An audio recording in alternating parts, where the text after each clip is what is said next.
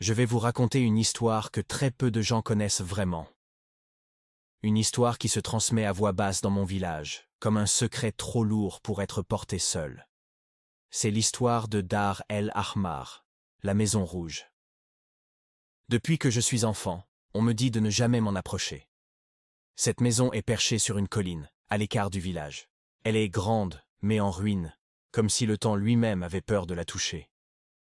Les anciens disent que ces murs ont été bâtis avec l'argent du sang, qu'un riche marchand y vivait autrefois, un homme qui avait fait un pacte avec un djinn pour devenir l'homme le plus puissant de la région.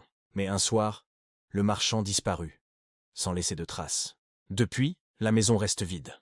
Pourtant, certains jurent avoir vu des lanternes rouges s'allumer à l'intérieur, au milieu de la nuit. Je n'y ai jamais cru. Pour moi, c'était juste une légende, une histoire pour faire peur aux enfants. Mais un soir d'hiver, je me suis laissé prendre au jeu. Mes amis M ont lancé un défi. Passer une nuit entière à l'os intérieur de Dar El Ahmar et filmer. J'ai accepté. J'étais sûr que ce n'était que des contes. Je me souviens encore de ma montée vers la colline. La nuit était glaciale, silencieuse. Pas un bruit, pas même un chien qui aboie. La maison se découpait devant moi, sombre et menaçante. Ses fenêtres ressemblaient à des yeux vides qui me regardèrent grimper. Quand j'ai poussé la porte, un souffle froid m'a frappé au visage. L'air sentait le métal brûlé, comme du sang rouillé. Je suis entré, la lampe torche à la main, le cœur battant, mais décidé à prouver que tout ça n'était qu'un mythe. Et c'est là que ça a commencé. D'abord, les murmures.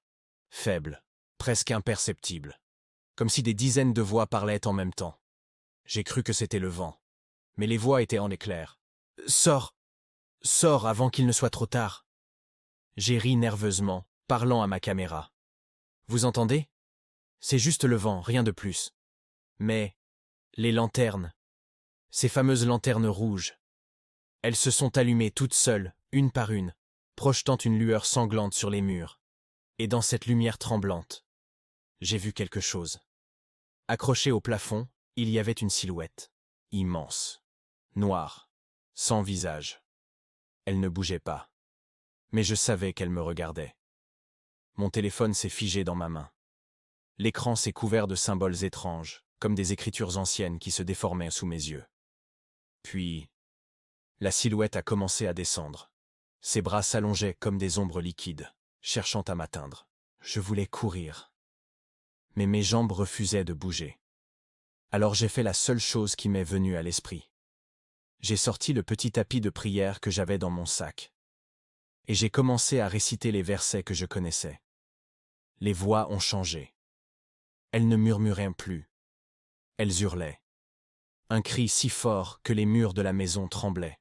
La silhouette s'est mise à convulser, comme si mes paroles la brûlaient.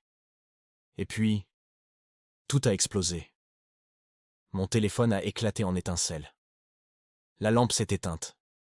Je suis tombé à genoux, récitant plus fort, le cœur au bord de l'explosion.